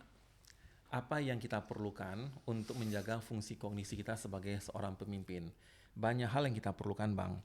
Tantangannya, saya mengembangkan neuro leadership di Indonesia dan juga neuro leadership di Brunei Darussalam. Nah, saya cerita sedikit ya, ngomong neuro leadership. Itu pertama sekali kami kembangkan tahun 2017 itu, Bang, di Indonesia. Waktu saya di UHAMKA dengan kolega dari Bank Indonesia Institute. Waktu itu kepala Bank Indonesia Institute adalah Pak Solikin M. Juhro yang merupakan salah satu kandidat deputi gubernur lah. Itu cerita lama. Apa sih sebetulnya yang diperlukan oleh seorang leader untuk menjaga fungsi kognisi? Pertama, kita bicara tentang fungsi kognisi bukan hanya tentang leadernya saja. Apa sih yang bisa teman-teman big thinkers lakukan untuk menjaga fungsi kognisi? Sesungguhnya sangat sederhana. Pertama, gerakan tubuh olahraga secara teratur. Hanya sekedar menyapu rumah, mengepel lantai, berjalan kaki 20 menit, tidak perlu lari 10 kilo, itu cukup. Lalu yang kedua, tentang konsumsi makanan kita. Ada perbedaan antara makan kalori cukup dengan makan sampai kenyang. Kalau kita perhatikan, saya itu tingginya 178, beratnya 80 kilo. Dengan aktivitas saya sehari-hari, ya kira-kira 2.500 kilokalori lah yang saya perlukan dalam waktu satu hari. Kalau kita perhatikan, satu porsi makan berat itu bisa mencapai 1.000 kilokalori. Masalahnya, sudah mencapai 1.000 kilokalori, tapi kita masih belum kenyang. Nambah terus, itu nggak tepat. Maka kita harus mendisiplinkan diri tentang konsumsi makanan. Lalu yang ketiga, perlu dipahami salah satu cara agar kita bisa menjaga kecerdasan adalah kita bersosialisasi.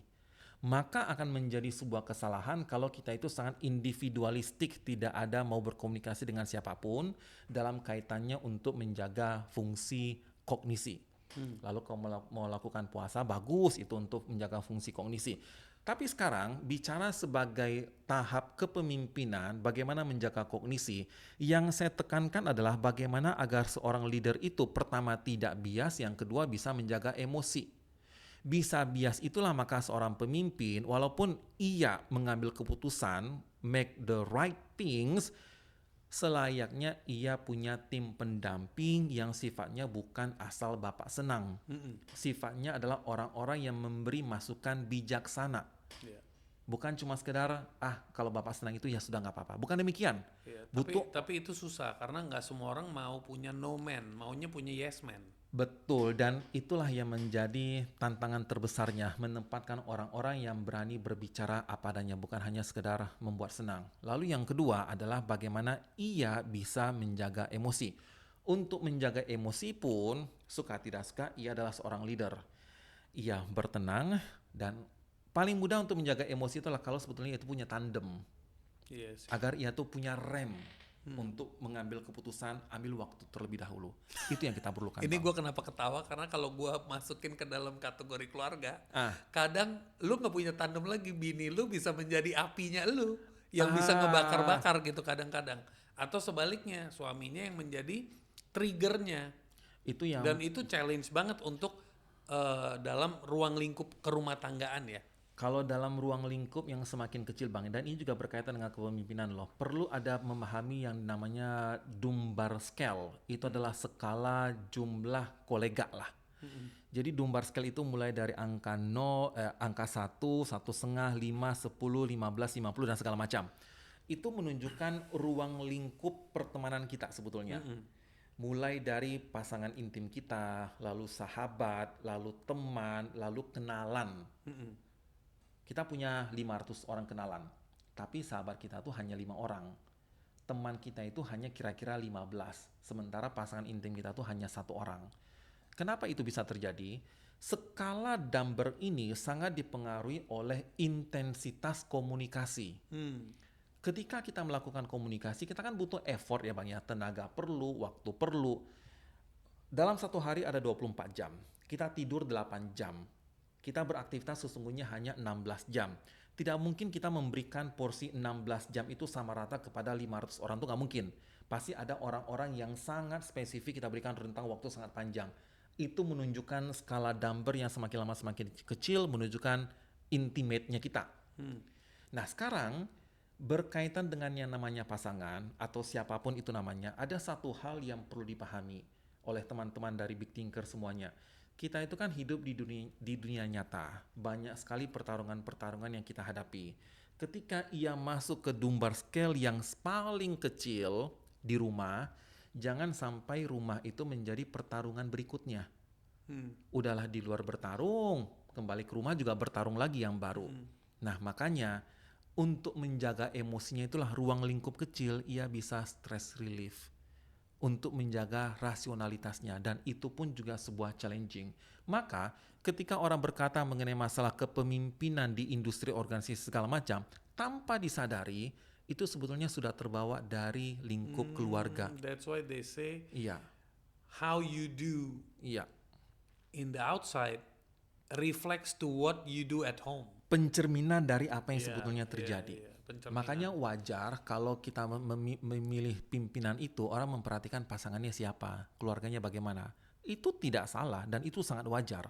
Karena bagaimana ia nanti menampilkan diri di luar adalah representasi dari apa yang sebetulnya terjadi di dalam. Bro, tadi kita lagi ngebahas tentang kognitif. Ya, Capacity. ya, Gimana cara lu ngelatih intake lu, makannya, gerak dan sebagainya. ya. Itu secara biologis ada nggak time frame? Sebenarnya kognitif yang paling bagus itu ranging from umur sekian sampai umur sekian. Oh iya, orang mengatakan ada golden age. Golden age itu benar, tapi perlu dipahami bahwa saya sampai lupa istilahnya itu apa. Sampai tahun 1980-an itu orang-orang berpikir bahwa yang namanya fungsi kognisi manusia itu akan mencapai puncak di umur 20-an. Setelah itu akan mengalami penurunan TOK. Itu ternyata salah. Okay. Yang namanya fungsi kognisi manusia itu bisa selalu berkembang meskipun kamu sudah tua. Okay. Jadi, teman-teman yang sudah berumur 30, 40, 50 tahun ke atas jika hendak mempelajari hal yang baru, tidak usah khawatir tentang kemampuan otak. Itu bisa selalu terjaga. Jadi dikatakan time frame itu bukan pada framing umur, tetapi framing ketika kita tidak lagi mau mempelajari hal yang baru. Oke. Itu yang menjadi tantangannya. Oke. Begitu udah mau stop ya disitulah mulai ketumpulan lah ibaratnya. Betul, mulai ketumpulan. Iya. Makanya kita perlu mencari dunia baru, Bang. Oke. Dan kita sekarang lagi berjuang di dua dunia, bro. Jadi ini semua mulai dari menurut gua sebuah social media yang mungkin dulu ada zaman sebelum Facebook terkenal, Friendster dan sebagainya. Itu udah mendistrupt yang namanya the pattern. Sebuah pola komunikasi. Dulu kalau gue mau kenalan sama lo, Ya. dulu ya, kalau gue mau kenalan sama lo, gue harus ketemu lo di sebuah event. Oh iya, benar. Gue harus ketemu lo di sebuah event. Benar. Terus akhirnya atau di sebuah coffee shop atau di sebuah restoran, Ya. A stranger misalnya gitu. Atau melihat lo bicara, jadi baru gue datang. Ya. Karena, keren juga nih orang, gue mau kenalan. Gitu. Ya. Nah, sebelum sosial media cukup brutal di era sekarang, kita itu secara psikologi Hmm. ke-bypass beberapa skill. Hmm. Misalnya, gue masih ingat masa-masa pakai Facebook.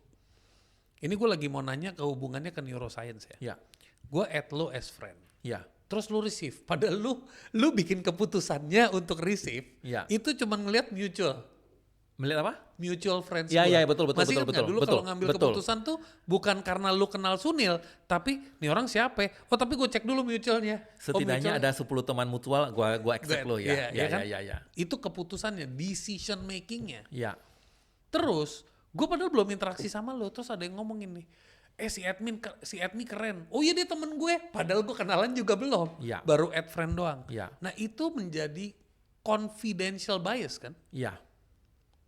Kita meletakkan trust di sana. Wow. Otak manusia itu seperti saya sebut tadi Bang, dia kikir. Gua menghabiskan waktu begitu banyak untuk mempelajari siapa kamu.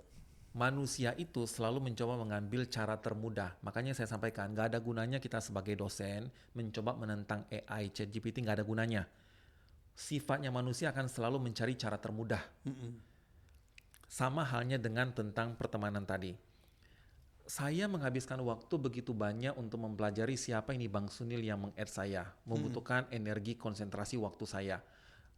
Di bypass itu dengan saya meletakkan trust. Oh iya, kalau banyak yang mengenal, ini artinya orangnya benaran ada. Orangnya oke lah diajak Aman pertemanan, lah, aman aman lah. lah. Makanya saya langsung meng-accept-nya Bang Sunil. Apa sebetulnya yang terjadi? Tidak lebih karena otak manusia itu sesungguhnya kikir. Ia akan selalu mencari cara termudah untuk membuat keputusan. Dan salah satunya adalah dari faktor pertemanan. Makanya tadi saya sebut,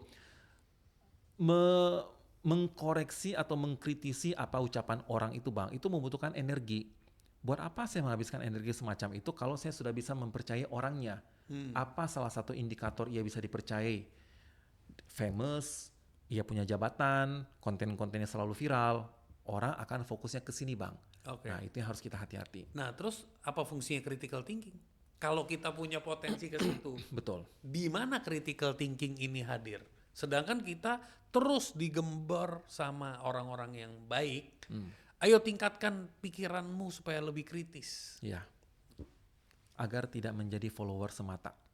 Itu bisa saya sebut dalam era dunia media sosial sekarang. Critical thinking itu kita perlukan agar kita tidak hanya membebek kepada siapapun. Termasuk juga kasus yang sekarang ini hebohnya ini Bang, quarter zip. Kan gaya belum pakaian itu half zip, sweater. Oh iya. Lagi tahu ngetren tuh. toh. Kok itu bisa ngetren? Karena faktor algoritma segala macam akhirnya menjadi trending, banyak orang ikut-ikutan. Menjadi pertanyaan, kenapa saya perlu mengikuti hal demikian? Apa menjadi pembedanya antara orang yang punya critical thinking dengan mereka yang tidak? Di era media sosial, mereka yang punya critical thinking ini adalah menjadi orang yang tidak mudah di-drive. Hanya gara-gara orang yang terkenal bicara, maka ia akan ikut. Orang-orang yang punya critical thinking lah menjadi challenging utama bagi para buzzer-buzzer, whatever lah segala macam itu. Jadi gunanya apa? Agar kita tidak sekedar menjadi follower yang ikut kemana-mana. Artinya critical thinking itu menjadi solusi agar kita bisa lebih waras ya. Betul, itulah yang menjadi pelindung kita Bang. Kita kenapa tidak lagi terikut-ikut dengan tren-tren segala macam, kalau kita punya critical thinking, mau berpikir sejenak. Ini apa? Kenapa gua harus ikut ini? Kenapa gua harus ikut itu? Apakah saya bisa mempercayai atau tidak? Dan itu memang tidak mudah Bang. Tidak semua orang punya kemampuan energi untuk melakukan hal demikian. Gimana melatih critical thinking? Melatih critical thinking itu sesuatu hal yang memang belajar dari pengalaman kita. Untuk melatih critical thinking, pertama kita mau mengalokasikan waktu untuk mempelajari sebuah informasi. Masalahnya Bang, bagaimana memulainya itu? Di era sekarang kita paham, untuk belajar saja itu membutuhkan energi. Membutuhkan energi membuat rasa sakit dalam hati pikiran kita, capek badan kita. Orang memilih meninggalkan itu. Maka cara melatihnya adalah pertama, bertenang dulu, tidak usah lama-lama. Setelah itu, lakukan. Oke, pause. Nggak ada rumus lain. Lakukan Pause ya, saja. berarti pause ya. Pause. Tanpa disadari kalau kita sudah memulai, kita sudah menyelesaikannya. Begitu menyelesaikan, suka tidak suka, pada saat itu muncul kepuasan kita, Bang. Oh, ternyata saya bisa loh melakukan itu. Kepuasan itulah yang nantinya akan menjadi motivasi kita berikutnya untuk mau berpikir kritis lagi berikutnya. Jadi bagaimana cara melatihnya? Cara melatihnya adalah mulai dari memulainya. Hanya itu. Melatih dengan cara hanya mendengarkan wejangan-wejangan gak ada gunanya. Melatih dengan cara kita memulainya. Hanya itu cara paling oke. Berarti action is the key. Betul. Oke. Gue pernah menyuarakan bahwa kita nih sekarang kejebak di 2 koridor besar. Ya. Koridor pertama adalah fear of missing out. Oh ya. Ya. Dan itu semua dipengaruhi oleh algoritma. Ya. Kedua, jebakan kedua nih, begitu keluar nih dari fear of missing out, berhasil nih keluar, masuk nih ke kotak baru. Fear of better options. FOMO ke FOMO. Secara neuroscience, Bang, kenapa human tendensiesnya ke situ? fear of missing out memang karena kita itu adalah makhluk sosial. Memang tendensi kita itu adalah mengikuti apa yang sedang tren di sosial sebagai security-nya kita. Identity. Identity kita adalah bagian dari mereka. Yeah. We Kita want tidak to be part of betul. it. Okay. Tidak menjadi part of something itu adalah sesuatu yang mengerikan. Maka menjadi bagian dari sesuatu adalah bentuk kita mencari secure atau safety, keamanan. Makanya wajar kalau ada yang namanya FOMO.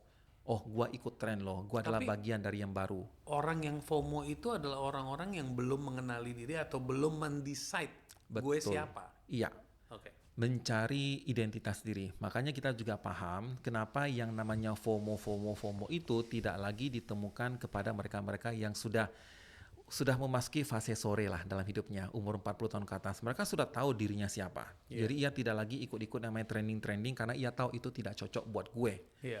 Toh kehidupannya sudah mengajarkan menjadi bagian dari society tertentu juga tidak memberikan jaminan kelangsungan hidupnya. Jadi ya Betul. sudah ngapain lagi. Iya, betul. Kita tidak mungkin mengajarkan itu kepada yang masih muda, Bang. Mereka belajar dari pengalaman juga. Iya. Ya sudahlah, biarkan mereka belajar. Lalu tentang better option-nya itu, bicara tentang better option selalu akan muncul sesuatu hal yang lebih baik, dan makanya ada orang menyebut salah satu hal yang membuat kebahagiaan itu berkurang adalah karena kita melakukan perbandingan.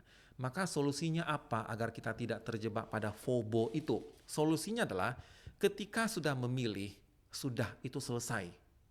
Jalanin aja. Kalau kamu sudah membeli satu kopi, udah tidak usah lagi lihat kopi-kopi lain yang nanti harganya lebih murah. Kok itu ada lebih murah, itu lebih murah. Beli baju, udah cukup. Gak usah lagi mandang toko-toko lain. Iya. Nanti akan muncul pilihan, lah ini lebih murah, ini ada diskon lebih gede. Iya. Itu juga sebetulnya sering terjadi pada saya dulunya. Akhirnya saya mutusin, udah saya gak usah lihat lagi. Pernah itu, Bang, saya itu kan selalu pakai topi. Dan beberapa saat terakhir tuh saya suka membeli pin. Nggak saya pasang di sini pin di topi. Di negara Brunei harga pin topi itu kira-kira $3 lah, murah toh.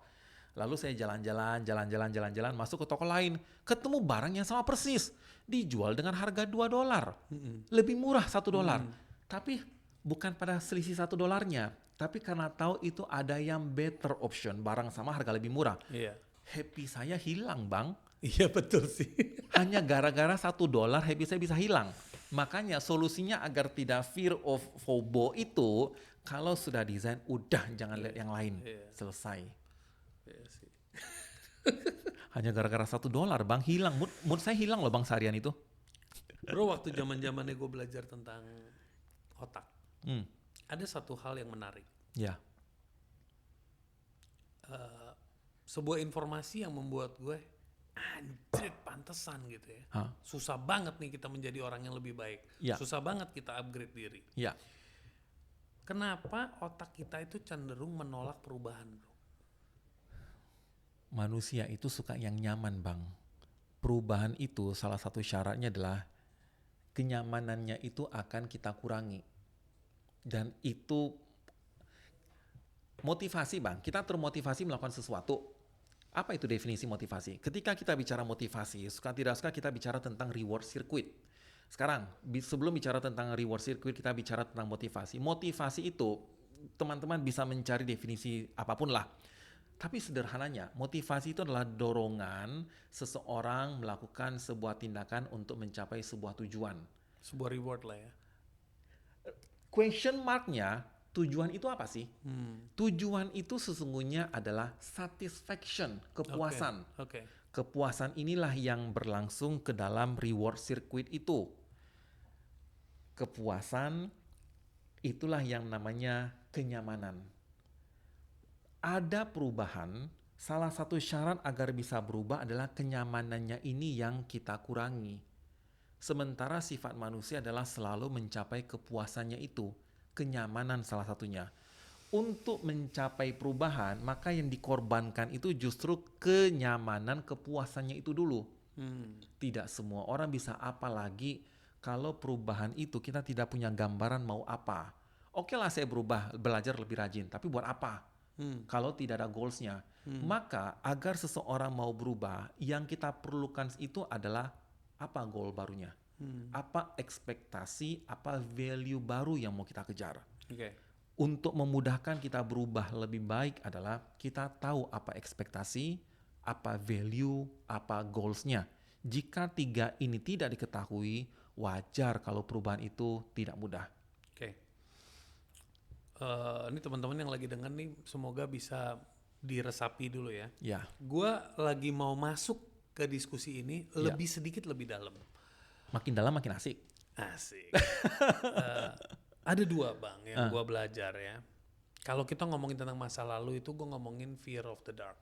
Ya, Karena kita melewati masa-masa yang tidak enak. Jadi kita nggak mau lagi lihat ke belakang.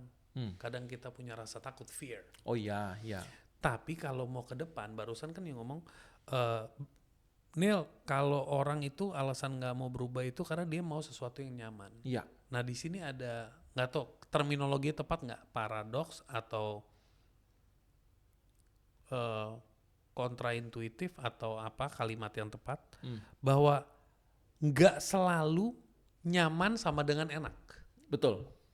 Kadang-kadang orang bisa nyaman dengan ketidakenakan. Ya, Makanya pada saat dia dibawa ke tempat yang enak, karena dia nggak pernah tahu artinya enak, dia merasa itu fear of the unknown. dalam hal relationship itu banyak terjadi. Kenapa orang-orang yang dapat pasangan yang toksik, lalu akhirnya break, ketemu pasangan baru, orangnya toksik juga. Ya. Atau Kayak cycle-nya ngulang gitu ya. ya, dan ada satu utas yang betul-betul tertarik saya membacanya di satu sosial media ketika menyebut pasangannya itu terlalu boring, terlalu baik segala macam. Lah kok bisa hal-hal yang baik itu dianggap sebagai boring? Jadi sebetulnya yang maksudnya love itu apa? Disinilah kita perlu paham bahwa seseorang mendefinisikan sesuatu itu berdasarkan bagaimana pengalaman ia dibesarkan. Tanpa disadari itu ada di dalam pemikiran alam bawah sadarnya lah, Program itu ya. programnya itu. Maka definisi enak tidak enak itu kan sangat subjektif bang, berdasarkan pengalaman orang per orang. Dari kecil ia sudah tahu bahwa inilah yang namanya hidup, yang bagi orang lain disebut sebagai tidak enak. Ketika ia masuk kepada lingkungan baru yang bagi banyak orang menyebut enak, ia sendiri tidak ada pengalaman mengetahui bahwa itulah yang enak. Bagi dia yang enak itu adalah yang tidak enak ini. Makanya ketika pindah ke dunia baru, ia merasa asing. Tidak merasa itu rumahnya. Nah sekarang ketika Bang Sunil mengatakan nyaman dengan ketidakenakan, bisa jadi itulah home-nya dia dalam tanda kutip. Yang ia kenal selama ini, inilah yang namanya hidup. Beda halnya dengan nyaman dengan ketidaknyamanan. Nyaman dengan ketidakenakan dua hal yang berbeda itu. Ya. Tapi lebih tepatnya sebenarnya nyaman dengan, bahasa saya tadi itu nyaman dengan ketidaknyamanan. Karena gue sering sekali menggaungkan banyak orang itu sudah terlanjur nyaman dengan tidak nyaman. Dan itu mereka itu diajak keluar itu susah sekali. Betul. Dan untuk merubahnya itu Bang, itu jelas bukan perkara 1-2 hari bisa dirubah. Untuk ia mau berubah ke arah lebih baik, maka yang bisa kita lakukan entah sebagai mentornya kah atau sebagai temannya kah adalah menunjukkan lu tuh sebetulnya maunya apa. Bertanya, goals kamu itu apa? Banyak orang-orang yang tanpa disadari, ia tidak berani menyebut apa maunya dia. Ia sudah terlalu terset up dalam hidupnya, ikuti sajalah apa pilihan, entah itu orang tua, atau pilihan oleh pasangan, atau pilihan oleh bosnya. Ia tidak punya kesempatan untuk mewujudkan apa maunya dia. Maka dalam hal leadership, banyak saya mendapatkan pertanyaan ketika memberikan training, bagaimana sebetulnya cara menggerakkan orang segala macam. Ada satu kalimat yang perlu kita sampaikan. Kalau kita memberikan pengarahan talk, yang terjadi adalah rebel, ia akan melawan. Karena memberikan aturan artinya kebebasannya terenggut. Maka bagaimana caranya agar kebebasan dia tidak merasa direnggut? Kita bertanya, mau itu kamu supaya itu nggak apa? men-trigger psychological safety ya. Betul. Hmm. Mau kamu apa sebetulnya? Yang nyaman kamu apa? Bantu ia memetakan apa goalsnya. Manusia itu bisa bergerak, ada motivasi adalah untuk mencapai kepuasan. Kepuasan terbesar itu terletak pada ketika ia bisa mencapai goalsnya. Apa artinya? Tahu dulu goalsnya apa. Nah, ketika ada orang yang nyaman dengan ketidaknyaman, tidak mengalami perubahan apapun, jika itu maksudnya, yang saya khawatirkan satu, jangan-jangan ia bahkan sebetulnya tidak punya goalsnya apa. Ya, Maka atau ia goalsnya menjalani bias itu juga. saja. Betul, goalsnya Gue pengen bias. 100 juta setiap bulan, tapi gue nggak mau kerja rodi. Gue maunya kerja santai 2 jam, 3 jam, tapi dapat 100 juta. Semua orang maunya seperti itu. Bahkan saya juga maunya seperti itu, nggak kerja dapat duit ya. Cuma kan realitanya tidak Enggak, demikian. ceritanya kalau dibahas gitu ya. Iya, Lu punya goal, ada goal berapa? 100 juta. iya. Terus Tapi gua nggak mau dah. lu siap nggak kerja 18 jam, 20 jam sehari? Nggak mau. Gue maunya cuma 2 jam, 3 jam. Soalnya gue lebih mentingin kesehatan mental gue lebih mentingin istirahat gue lebih mentingin ketenangan gue gitu. Dan disitulah kita perlu belajar dan mengajarkan apa yang namanya konsekuensi atas pilihan. Kalau kamu tuh mau 100 juta, ya caranya dengan bekerja. Boleh kamu tidak mau bekerja, tapi lupakan yang namanya 100 juta. Oke. Mengajarkan yang namanya konsekuensi itu pun sebetulnya sebuah PR yang sayangnya suka kita lupakan. Oke. Gue sekarang mundur nih Ya, ke sekolah dasar, SMP, SMA. Seberapa penting sih mindset dididik itu mulai kapan? mindset itu dididik. Ini ada menarik Bang. Di waktu kita kecil, manusia itu diajarkan, bukan diberikan kebebasan tok. Diberikan kebebasan kalau ia itu sudah tahu caranya bertanggung jawab. Yang perlu diajarkan pertama adalah ia bertanggung jawab. Entah itu terhadap aturan yang ditentukan oleh orang tuanya atau aturan yang berlaku di masyarakat. Karena suka tidak suka, skill kita untuk mematuhi aturan itulah yang sering sekali menyelamatkan kita dalam hidup. Kita mau mematuhi aturan itulah setidaknya kita terlepas dari segala macam yang namanya kesulitan-kesulitan dalam hidup. Nah sekarang yang namanya mindset, pola pikir, kebebasan berpikir, kita sudah mengajarkan bagaimana attitude yang oke. Akhirnya ia diberikan kebebasan. Bukan pada kebebasan berpikirnya tok, tapi memahami apa konsekuensinya. Dan itu bisa diajarkan dari kapan? Dari masa kecil pun boleh. Saya senang itu dengan ketika saya dibesarkan di Jepang dan melihat teman-teman di Jepang pun juga diajarkan oleh orang tuanya. Ya ada seorang anak, saya ingat sekali tuh momen-momennya itu tuh. Ada seorang anak yang mengatakan, ini barang bawaannya berat, tolong dibawain dong. Nah, orang tuanya bilang, kamu pingin bawa ini, makanya kamu yang bawa. Karena kamu yang pengen. Betul. Ya. Jadi ia diajarkan apa konsekuensi dari pilihannya. Ketika kita mengajarkan tentang kebebasan kepada mindset, satu yang dilupakan adalah tentang konsekuensi. Itulah tentang 100 juta tapi tidak mau bekerja. Tidak mau bekerja tapi pingin duit. Tidak ada konsekuensi yang ia coba pandang. Ia hanya tahu maunya apa. Tapi mau sukses tapi nggak mau bayar harga. Betul, tapi ia tidak diajarkan apa konsekuensi dari setiap pilihan. Dan itu sebaiknya juga memang diajarkan dari masa sedini mungkin. Seperti itu. Lo sempat tadi ngomong sebelum kita mulai podcast, lo sempat ngomong yang lo cukup prihatinkan itu di di Indonesia atau mungkin di negara lain, tapi karena kita bahas Indonesia karena kita cinta Indonesia. Iya. Lu cukup prihatin karena tidak ada kemerdekaan mindset. Atau, apa tadi bahasa lu? Betul. Apa lu? Jadi gimana? Coba lu ulang deh. Ini selalu saya berikan gini loh, Bang Sunil. Kalau saya itu memberikan kuliah umum di kampus-kampus manapun, mengajar dimanapun, saya selalu bertanya kepada selalu memulai pertemuan pertama itu dengan bertanya.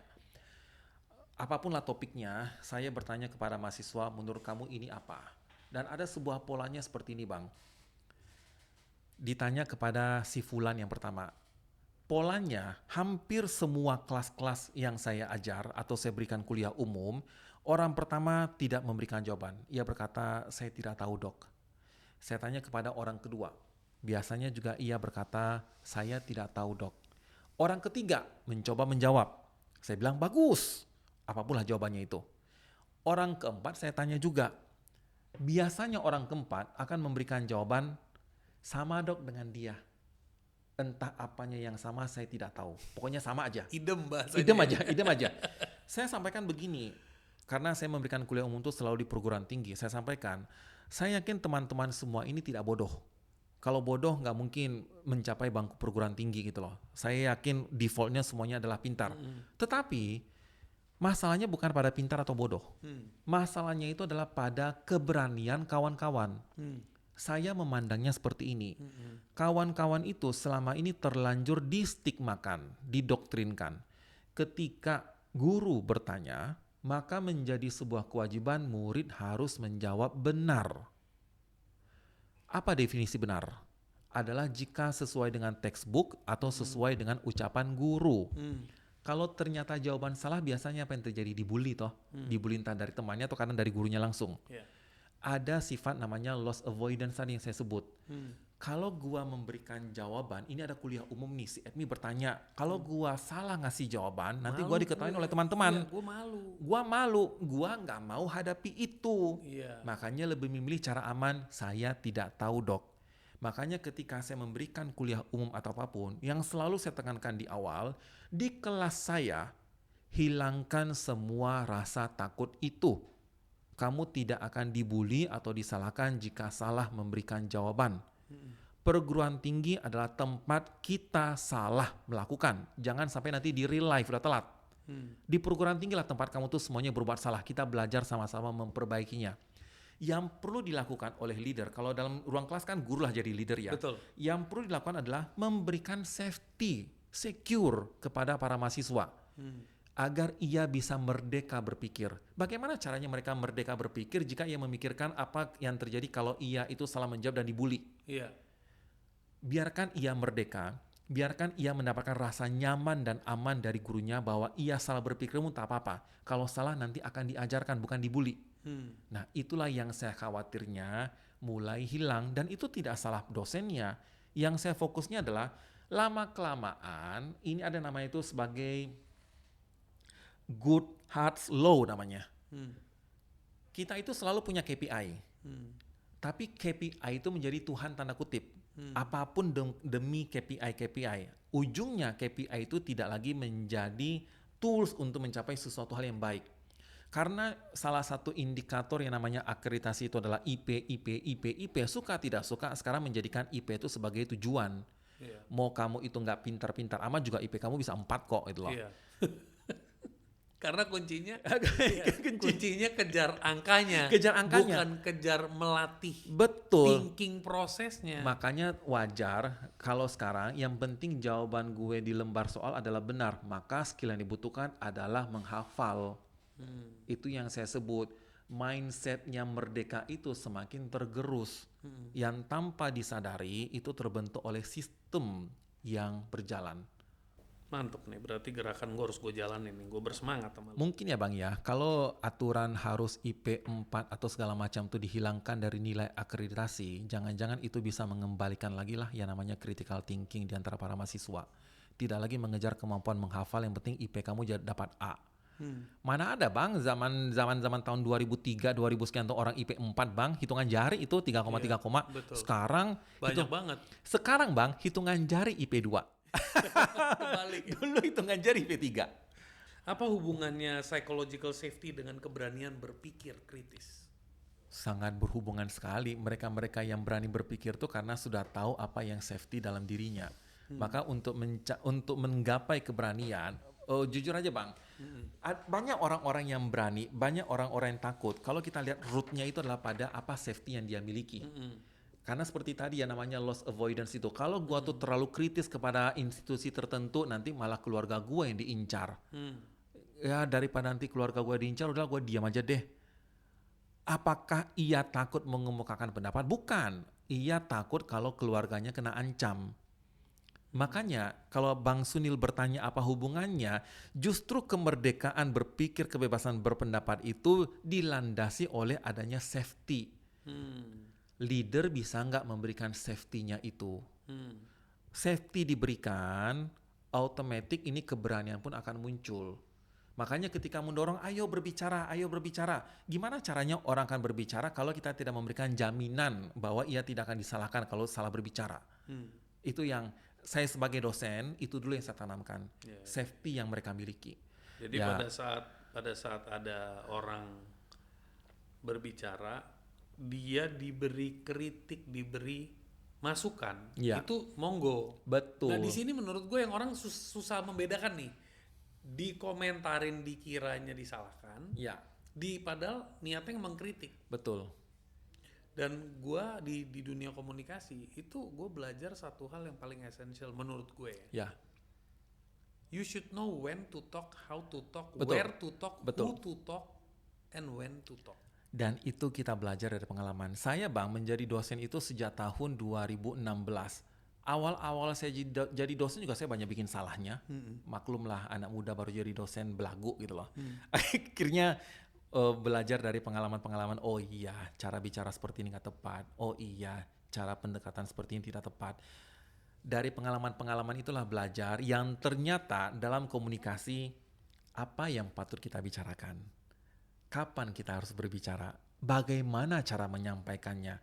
Itulah skill yang akhirnya kita pelajari. Tidak hanya teoritik, ini skill yang harus kita pelajari dari yang namanya praktikal. Perkara masalah praktikal, perkara masalah teoritik, itulah seorang explorer, dia punya pengalaman dari awal. Dia punya pengalaman lebih panjang, makanya tak heran kenapa sih orang-orang explorer itu kalau tampil di muka umum tuh kok lebih jago. Simpelnya adalah karena ia punya pengalaman jauh lebih panjang. Experience banknya lebih gede. Experience-nya lebih gede dan ia belajar refleksikan diri. Itu yang menjadi pembedanya. Hustle culture bertentangan dengan cara kerja otak manusia nggak? Oh iya dong, hustle culture gini, itu ada yang namanya dinamakan sebagai ini Bang, productivity guilt, yang akhirnya menjadi productivity trap.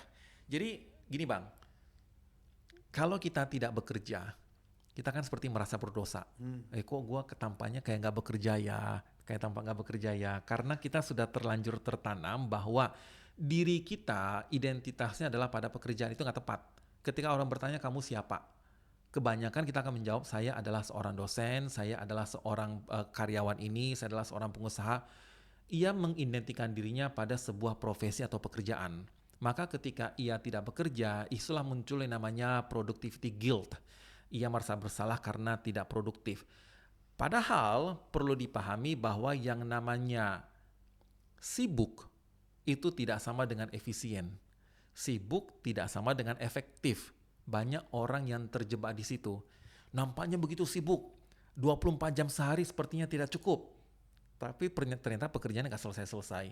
Makanya di era sekarang akhirnya orang sadar less is more. Yang diperlukan adalah bagaimana lebih mengefisiensikan waktu, lebih mengefektifkan waktu. Yang nantinya ujungnya itu menjadi seperti productivity guilt akhirnya gitu loh. Karena merasa kok gua seperti nggak bekerja. Yang perlu ditanamkan sekarang adalah bukan pada sibuk tidak sibuknya, tetapi selesai atau tidak selesainya. Kalau sudah selesai cukup. Dan harus hati-hati. Karena banyak di era-era sekarang ya Bang ya. Kalau ada waktu bekerja itu, saya ada memahami juga satu hal. Kita bekerja itu jam kerja 9 jam. Ada sebuah pekerjaan yang diberikan diselesaikan dalam waktu 9 jam. Dan ada orang yang akhirnya selesai dalam waktu 1 jam. Yang terjadi apa? Orang ini akan semakin banyak diberi tugas-tugas yang lain. Untuk mengisi kekosongan 8 jam yang lainnya. Yang ingin saya tekankan, itu tentu ada strateginya, tetap selesai dalam waktu 9 jam.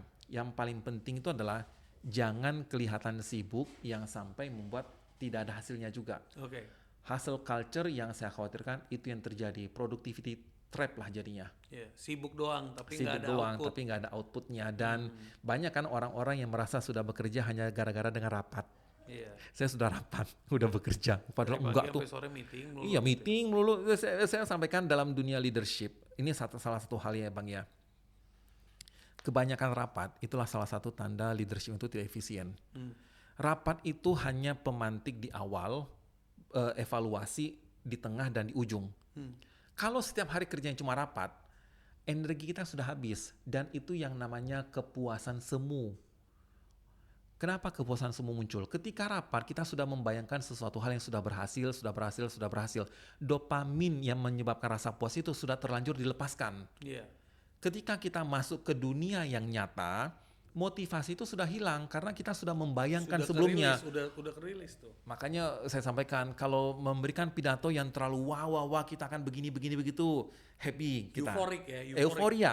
Nyatanya realitanya nggak ada terjadi toh, karena sudah dihilangkan duluan motivasi di awal. Wow. Pesan paling penting bagi pemimpin dan entrepreneur, bro, agar tidak menang tapi hancur. Apa, bro? Agar tidak menang tapi hancur. Iya. Ada satu hal yang Kan perlu menang tapi hancur kesian ya, bro. menang. Lebih baik nggak usah menang tapi nggak hancur gitu. Oh iya. Ini ada menarik Bang. Kepada leader, pemimpin dan entrepreneur itu saya dua hal terpisah, tapi saya coba jadikan satu sebagai seorang manusia ya. Apa yang perlu ia miliki? Satu, yang paling perlu dia miliki adalah bagaimana ia mengontrol emosinya. Itu kunci banget.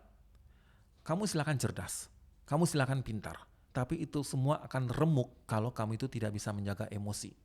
Dan bagaimana cara menjaga emosi sebagai seorang pemimpin, apalagi di ruang kerja, satu hal yang perlu kita miliki agar ia itu tidak bias. Maka kolega-kolega kita itu adalah orang yang tidak punya hubungan emosional dengan kita. Itu yang paling yang membuat kita tuh terpiculah emosionalnya. Entah ia terlalu gagahkah, entah ia terlalu cantikkah, segala macam. Jangan. Karena yang perlu kita jaga sebagai seorang pemimpin ataupun entrepreneur adalah logiknya. Nah, bagaimana nih cara kita mengatur emosi? Itu key point utama yang dalam pelatihan leadership apapun selalu ini yang diceritakan. Itu kira-kira. Wow, thank you so much. Thank you for sharing. Ya. Thank you for your time. Semoga yang nonton juga mendapatkan manfaat. Dan itulah pentingnya kita belajar, itulah pentingnya kita memahami.